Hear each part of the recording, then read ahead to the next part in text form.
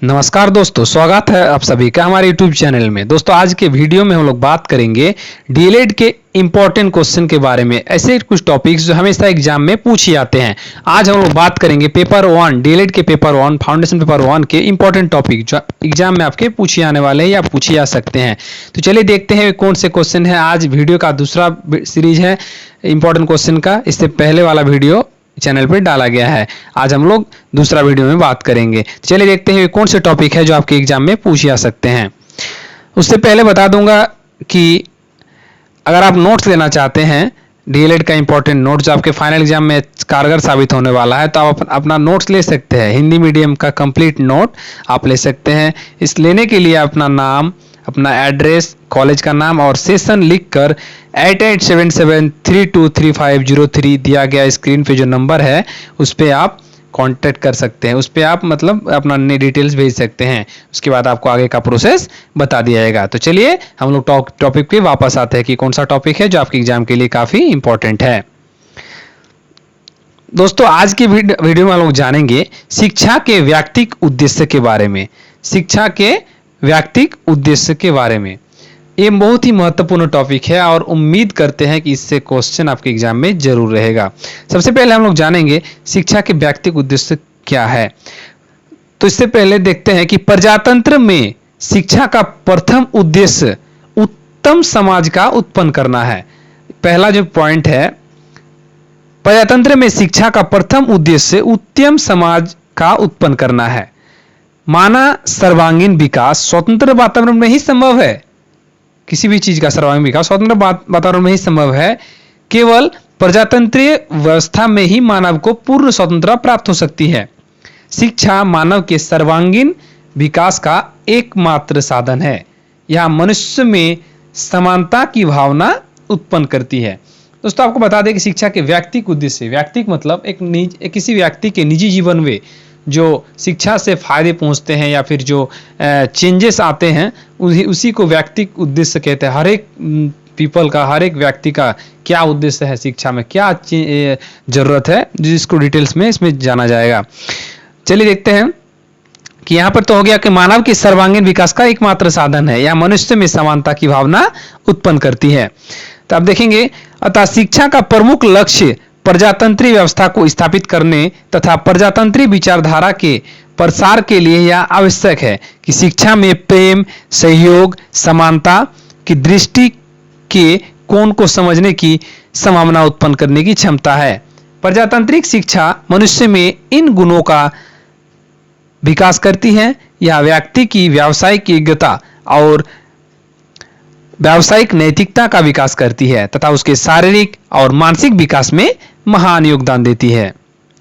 इस संबंध में माध्यमिक शिक्षा आयोग, दोस्तों ये एक इंपॉर्टेंट है, आप लोग इसको नोट डाउन कर लीजिए कि माध्यमिक शिक्षा आयोग क्या कहते हैं। व्यक्तिगत शिक्षा के व्यक्तिगत उद्देश्य में माध्यमिक शिक्षा आयोग कहते हैं कि प्रजातंत्र के प्रशिक्षण के लिए संतुलन की आवश्यकता है। प्रजातंत्र के प्रशिक्षण के लिए संतुलन की आवश्यकता है, जिसमें बौद्धिक विकास के साथ साथ सामाजिक गुणों तथा व्यवहार कुशलता का भी विकास होता है। दूसरी तरफ किलपैट्रिक महोदय के अनुसार भी कुछ पॉइंट दिया होगा। किलपैट्रिक महोदय, एक तो माध्यमिक बोर्ड और दूसरा किलपैट्रिक महोदय क्या कहते हैं, इसको भी आप लोग देख लीजिए। दूसरी तरफ किलपैट्रिक के अनुसार समानता, कर्तव्य, जन सहयोग एवं विचार विमर्श लोकतांत्रिक समाज में शिक्षा के उद्देश्य होना चाहिए। विभिन्न शिक्षा शास्त्रियों के लिए विचारों का जो निष्कर्ष निकाला गया है उसके अनुसार लोकतांत्रिक समाज में शिक्षा के निम्न 3 उद्देश्य माने गए हैं। किलपैट्रिक के हिसाब से और जो शिक्षा शास्त्री ने उनके 3 ही उद्देश्य माने गए हैं शिक्षा के। पहला उद्देश्य है व्यक्ति संबंधी या व्यक्तिक उद्देश्य, दूसरा है समाज संबंधी उद्देश्य, तीसरा है राष्ट्रीय संबंधी उद्देश्य। दोस्तों फिर बताना चाहूंगा कि हम लोग जान रहे हैं शिक्षा के व्यक्तिक उद्देश्य क्या है, मतलब एक खास पीपल या खास व्यक्ति अपने निजी जीवन में क्या फायदा पहुंच सकता है उसके लिए। तो पहला है व्यक्तिक संबंधी उद्देश्य, समाज संबंधी उद्देश्य और तीसरा है राष्ट्र संबंधी उद्देश्य। माने निष्कर्ष निकाला गया है बहुत शिक्षा शास्त्रियों के द्वारा। ये 3 कारण हो सकते हैं शिक्षा के। अब चलिए देखेंगे हम लोग व्यक्तिक उद्देश्य। शिक्षा के पहला पॉइंट है व्यक्तिक उद्देश्य, हम लोग देखेंगे। अब बालक का शारीरिक विकास, ये व्यक्तिगत उद्देश्य में आएगा कि बालक का शारीरिक विकास, उसका शरीर में चेंजेस जो आते हैं। शिक्षा आयोग के अनुसार प्रजातंत्र में व्यक्ति स्वयं साध्य है, इसीलिए शिक्षा का प्रमुख कार्य उसकी अपनी शक्तियों के पूर्ण विकास के लिए अधिक से अधिक अवसर प्रदान करना है। देश की सुरक्षा व उन्नति के लिए व्यक्तियों का शारीरिक दृष्टि से स्वस्थ होना अति आवश्यक है। पंडित जवाहरलाल नेहरू ने भी कहा है कि मानसिक प्रगति का आधार अच्छा स्वास्थ्य है। दोस्तों, इसको आपको याद रखना है कि व्यक्तिगत उद्देश्य में बालक का शारीरिक विकास है, दूसरा है बालक का बौद्धिक विकास। बालक का शारीरिक विकास, उसके बाद है बालक का बौद्धिक विकास। बालक का मानसिक विकास करना शिक्षा का प्रमुख दायित्व है। प्रजातंत्र देश में के लिए यह आवश्यक है कि उसके नागरिकों के ज्ञान रूपी चक्षु खुले और उनकी तर्क, चिंतन, विचार एवं निर्णय शक्ति पूर्ण रूप विकसित हो। ये बौद्धिक विकास जो होता है, बौद्धिक दृष्टि से परिपक्व व्यक्ति अपने सामाजिक, आर्थिक एवं राजनीतिक समस्याओं का समाधान कर सकता है। तीसरा है बालक का चारित्रिक विकास।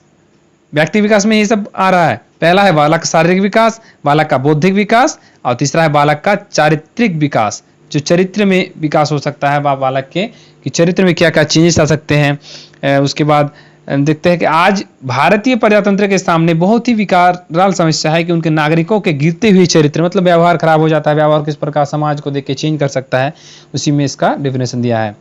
अब देखेंगे हम लोग बालक का आध्यात्मिक विकास।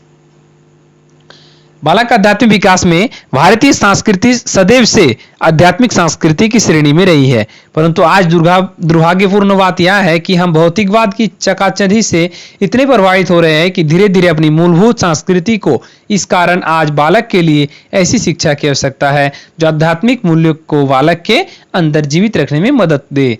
तो 4 विकास हो गया बालक के व्यक्तिगत विकास में, आध्यात्मिक विकास भी इसका एक पॉइंट है। अब हम लोग देखेंगे बालक का सांस्कृतिक विकास। तो संस्कृति के प्रति, उस संस्कृति धरोहर के प्रति बचाए रखे आस्था को समझे, सांस्कृतिक आस्था को समझे। उसके बाद 6ठा पॉइंट आता है बालक के वैज्ञानिक दृष्टिकोण का विकास।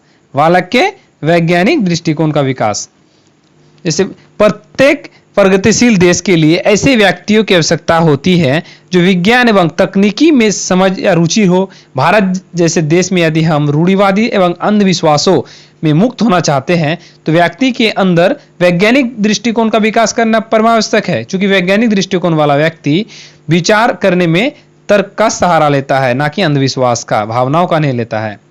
7वां पॉइंट है अवकाश में समय का सदुपयोग। शिक्षा का प्रमुख उद्देश्य बालक के बहुआयामी व्यक्तित्व का विकास करना होना चाहिए, जिससे व्यक्ति अपने खाली समय को लाभप्रद गतिविधियों में व्यतीत करे एवं उससे समाज को कुछ उपयोगी देन दे सके। अवकाश में समय का सदुपयोग। आर्थिक सक्षमता का विकास, इसको आप लोग देख लीजिएगा। अच्छी रुचियों का विकास।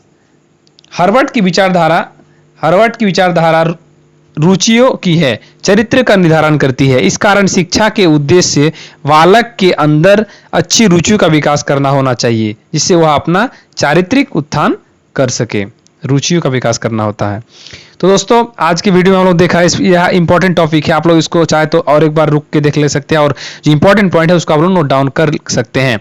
शिक्षा के व्यक्तिगत उद्देश्यों का मेन ही पॉइंट रहा है कि शिक्षा हमारे जीवन में, खुद के जीवन में क्या चेंजेस लाते हैं, एक व्यक्ति के जीवन में पर्सनली, फिजिकली क्या क्या चेंजेस आते हैं, उसके सांस्कृतिक बौद्धिक विकास में, शारीरिक विकास में किस प्रकार से चेंजेस आते हैं शिक्षा के चलते, उसी को व्यक्तिगत उद्देश्य कहा गया है कि या क्या क्या चेंजेस आने चाहिए या फिर आते हैं, उन सभी को इसमें बताया गया है। आप लोग चाहे तो इसको बना के भी आराम से लिख सकते हैं, लेकिन जो मेन उसका बुलेट पॉइंट है, जैसे किलपैट्रिक महोदय, माध्यमिक शिक्षा आयोग, इसको आप लोग नोट डाउन उसमें पॉइंट आउट करना है, तभी आपका आंसर बहुत ही अच्छा होने वाला है।